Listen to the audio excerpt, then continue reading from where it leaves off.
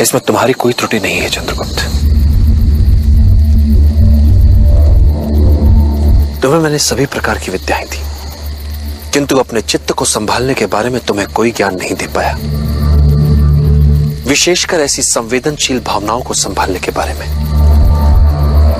क्योंकि समूचे ब्रह्मांड और गणित का ज्ञान तो पुस्तकों से प्राप्त किया जा सकता है, किंतु ये जो मन की आसक्ति से उपजा उद्वेग है,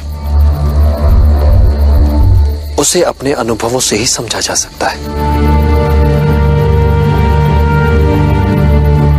मेरी ये दृढ़ मान्यता है कि बच्चों को पहले 5 वर्ष तक अपने हृदय का टुकड़ा मानकर भरपूर प्रेम देना चाहिए।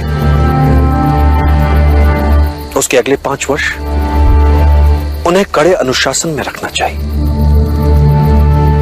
और जब वे 16 वर्ष के हो जाएं, तो उन्हें अपना प्रिय मित्र मान लेना चाहिए। तो मेरी मान्यताओं के अनुसार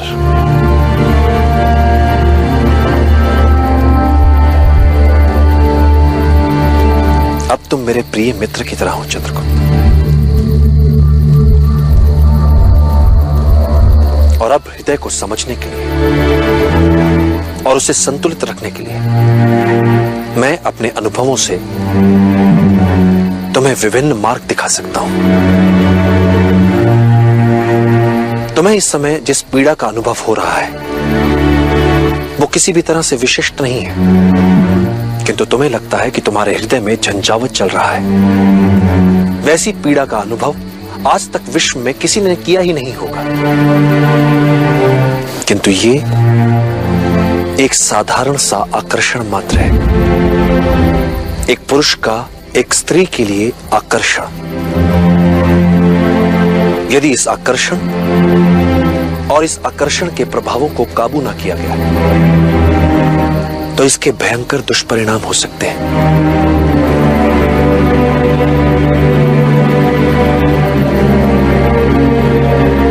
एक बात सदैव याद रखना चंद्रगुप्त, आत्मिक ज्ञान से बड़ा कोई आनंद नहीं, कामुकता से बड़ी कोई व्याधि नहीं, और शारीरिक आकर्षण से बड़ा कोई शत्रु नहीं। क्या आचार्य, एक स्त्री और पुरुष का मिलन कोई बुरी बात होती है? कदापि नहीं। एक साधारण व्यक्ति के लिए यह सामान्य होगा, किंतु जिन्हें महान बनना है, जिन्होंने अपने लिए एक महान लक्ष्य निर्धारित किया है, उनके लिए ये घातक होगा, आत्मघाती होगा। जिसके मन पर प्रेम, आसक्ति, आकर्षण ने डेरा जमा रखा हो, वो व्यक्ति अपनी सत्ता और शक्ति का निष्पक्ष रूप से निष्पादन करने में असमर्थ हो जाता है।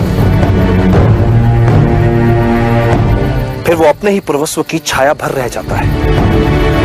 वो सदैव असुरक्षा की कुंठा से पीड़ित रहता है। ये सब किसी किसान, किसी व्यापारी, किसी पदाति सैनिक के लिए सामान्य हो सकता है, किंतु जिसने अखंड भारत के सम्राट बनने का लक्ष्य निर्धारित किया हो, उसके लिए प्रेम, आसक्ति, कामुकता उसके पतन का कारण होती है।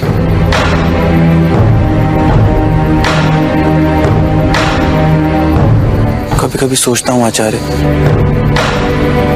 कि यदि इस लक्ष्य को पाने के लिए इतना भारी मूल्य ना चुकाना पड़ता तो। साधारण मूल्य चुकाकर यदि इतना बड़ा लक्ष्य मिल पाता तो कोई भी अखंड भारत का निर्माण कर लेता। फिर ना तो किसी चाणक्य की आवश्यकता होती और ना ही किसी चंद्रगुप्त की।